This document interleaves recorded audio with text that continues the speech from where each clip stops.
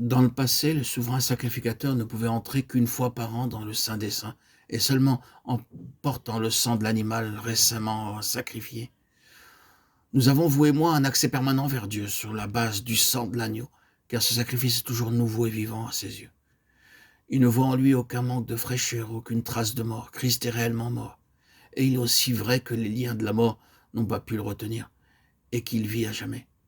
Mais sa mort est un fait tout aussi nouveau aujourd'hui qu'il y a 2000 ans.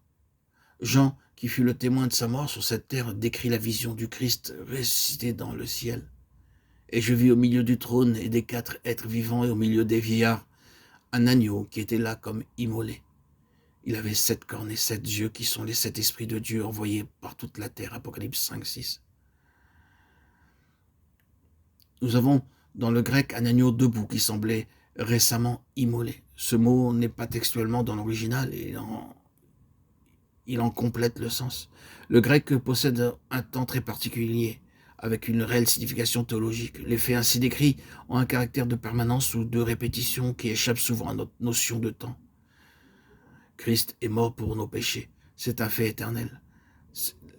C'est écrit dans 1 Corinthiens 15.3, Luc 11.3 nous le démontre. À cause de la puissance de sa vie de résurrection, sa mort est tout aussi récente aujourd'hui que lorsqu'il expira sur le calvaire. Oh, la croix est une réalité éternelle. Il est remarqué que ce titre d'agneau de Dieu est cité plus souvent dans ce seul livre de l'Apocalypse que dans tous les autres livres de la Bible réunis. Par l'Apocalypse, le voile qui décrit l'éternité à venir est levé. La permanence éternelle des blessures de l'agneau de Dieu sont la sûre garantie de notre salut éternel. Dieu seul a une pleine compréhension de la nature de la croix.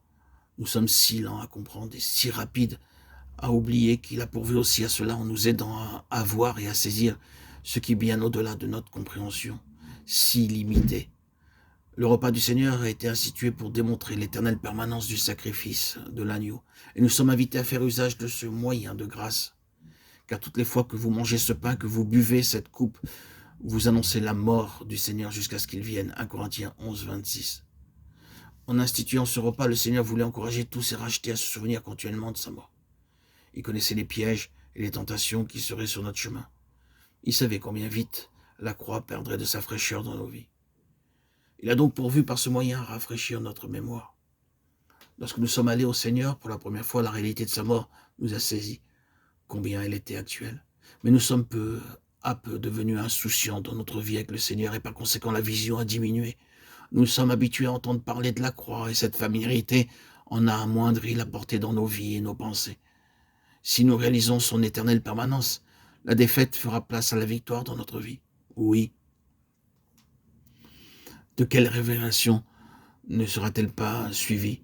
Quelle inspiration et quelle intimité dans la communion avec le Seigneur?